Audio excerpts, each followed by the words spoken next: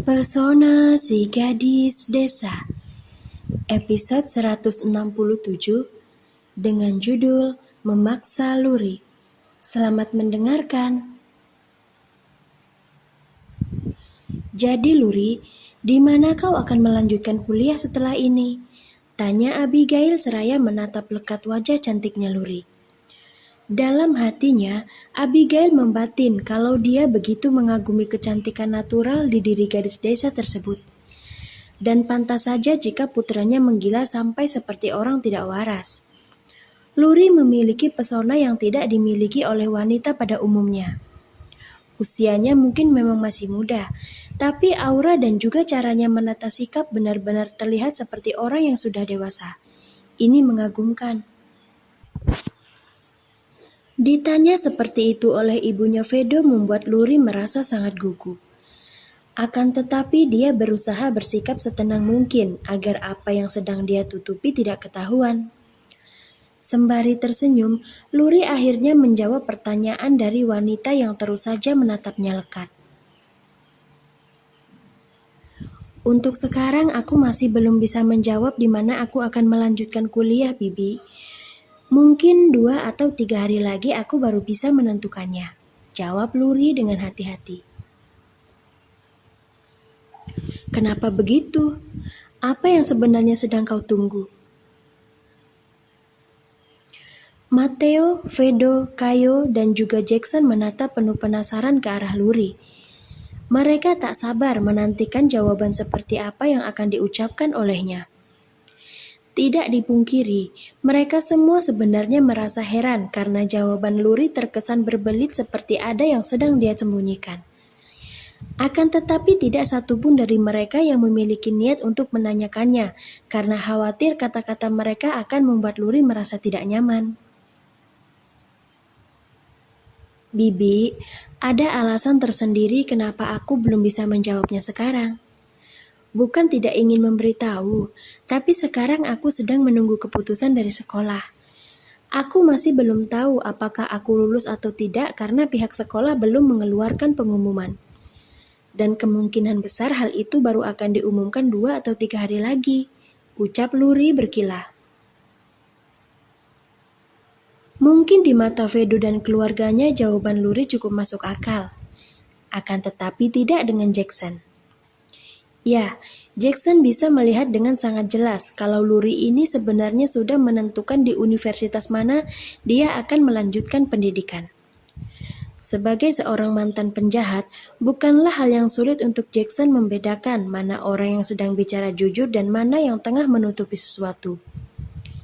Dari cara bicara Luri yang terkesan sangat hati-hati, Jackson langsung bisa menarik benang merah bahwasannya gadis ini telah memiliki rencana tersendiri di mana Vedo tidak diizinkan untuk tahu. Menarik. Luri, kau sepertinya sengaja mempermainkan emosi Vedo dengan tidak membiarkannya tahu di mana kau akan melanjutkan kuliah. Kenapa? Apa kau sedang berencana untuk menjauh dan khawatir Vedo akan melarangmu pergi jika mengetahuinya? Tidak disangka gadis sederhana sepertimu bisa memainkan trik seperti ini juga. Batin Jackson curiga. Oh, begitu. Ya sudahlah, apapun hasil pengumuman nanti, Bibi harap itu tidak akan mengendurkan semangatmu untuk mengejar cita-cita. Dan juga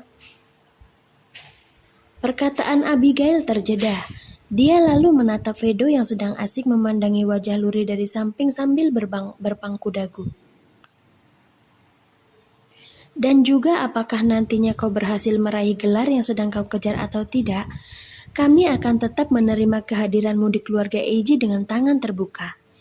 Bibi sangat berharap kau dan Vedo bisa secepatnya menikah, Luri.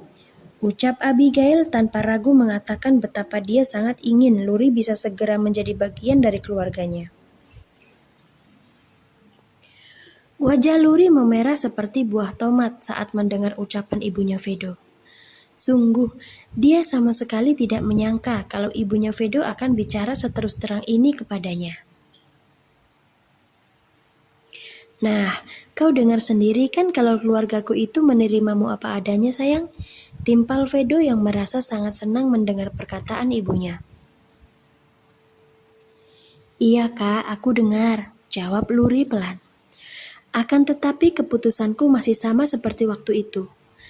Terima kasih jika memang benar Bibi dan semuanya mau menerimaku yang seperti ini. Aku sangat bersyukur. Tapi jika diizinkan tolong beri aku waktu untuk membuat semuanya menjadi terlihat pantas di mata semua orang. Aku ini hanya gadis desa biasa, Paman, Bibi. Aku tidak mau datang hanya dengan membawa nama dan tubuhku saja. Setidaknya izinkan aku berusaha untuk memantaskan diri terlebih dahulu, agar kedepannya nanti nama kalian tidak terlalu menjadi bahan gunjingan orang. Aku janji akan belajar dengan sangat sungguh-sungguh. Wow, luar biasa Luri. Kau benar-benar sangat mengagumkan. Puji Mateo seraya bertepuk tangan. Dia kemudian melihat ke arah Vedo sambil mengacungkan kedua jempol tangannya. Kerja bagus, Son. Pilihanmu tidak diragukan lagi kali ini. Kau berhasil. Vedo tersenyum lebar begitu mendapat pengakuan dari sang ayah. Setelah itu Vedo menggenggam tangan Luri yang sejak tadi terus dia sembunyikan di bawah meja. Kak, jangan begitu. Nanti mereka lihat. Bisik Luri merasa tak enak saat Vedo terus meremas jari-jari tangannya. Dia cukup tahu diri dengan tidak mengumbar kemesraan di depan keluarganya Vedo, apalagi dengan status mereka yang belum resmi pacaran. Luri khawatir itu akan membuatnya dicap sebagai gadis yang tidak tahu malu. Memangnya kenapa kalau mereka melihat kita berpegangan tangan, sayang? Sahut Vedo iseng bertanya. Kayo yang melihat Luri tidak bisa menjawab pertanyaan kakaknya pun menjadi gemas sendiri. Segera dia melemparkan sebutir anggur yang ingin dia makan hingga mengenai lengan kakaknya. Apa sih, Kai? Mengganggu orang bermesraan saja, protes Vedo sambil menatap kesal ke arah Kayo. Kak, Luri itu merasa tidak nyaman kau pegang-pegang begitu. Jangan kau paksalah, sahut Kayo seraya berdecak pelan. Dia lalu mengadukan perbuatan sang kakak pada kedua orang tuanya. Lihatlah si Casanova itu, ayah, ibu.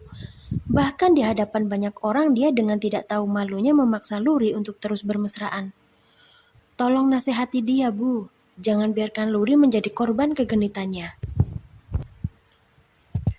Astaga Kayo, kau ini apa-apaan sih? Seenaknya saja memfitnah orang. Apa buktinya kalau aku memaksa Luri, ha? Usil sekali sih. Omel Vedo tak terima mendengar aduan adiknya. Kayo menjulurkan lidah setelah berhasil menjahili sang kakak. Dia kemudian mengerlingkan mata ke arah Luri yang tengah meliriknya dengan wajah memerah karena menahan malu. Kau tenang saja kakak ipar. Selama ada aku, Casanova ini tidak akan bisa memaksamu. Kau akan selalu aman bersama kita semua. Iya kan ayah, ibu? Ledek Kayo dengan sengaja. Kayo, Kak Vedo tidak seperti yang kau tuduhkan kok. Dia tidak genit, hanya sedikit usil saja. Sahut Luri tanpa sadar membela Vedo di hadapan keluarganya. Pandangan mata Abigail dan Mateo langsung tertuju ke arah Vedo yang kini tengah tersenyum kegirangan setelah Luri membelanya. Mereka lalu menggelengkan kepala melihat kelakuan Vedo yang kini tengah balas menjulurkan lidah ke arah Kayo. Astaga Vedo, kenapa kelakuanmu jadi seperti anak kecil sih? Ada-ada saja, batin Abigail gemas. Dasar kekanakan, sindir Kayo seraya berdecak pelan.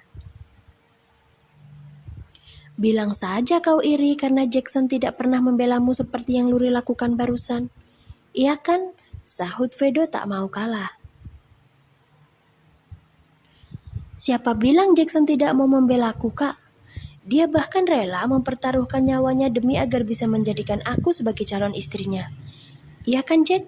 Tanya Kayo sambil menatap lekat ke wajah Jackson. Kayo sangat berharap kalau calon suaminya ini akan menjawab iya agar kakaknya tak lagi memiliki bahan untuk mengolok-olok. Aku tahu kau sangat ingin aku menjawab iya kan? Sahut Jackson yang malah balas bertanya. Hai, tidak bisa diandalkan. Gerutu Kayo merasa tak puas akan sikap Jackson. Bahkan hidupku sudah sepenuhnya menjadi milikmu setelah aku terjerat pesonamu yang kejam itu, Kai. Ucap Jackson dengan segera. Apapun akan aku lakukan demi untuk membahagiakanmu. Jangankan hanya membela, bertarung sampai mati pun sudah pasti akan aku lakukan. Jadi jangan khawatir, kau dan adikku ada di urutan pertama dalam daftar orang yang akan selalu aku bela. Vedo dan ayahnya langsung meledek Kayo yang tengah tersipu malu gara-gara perkataan Jackson.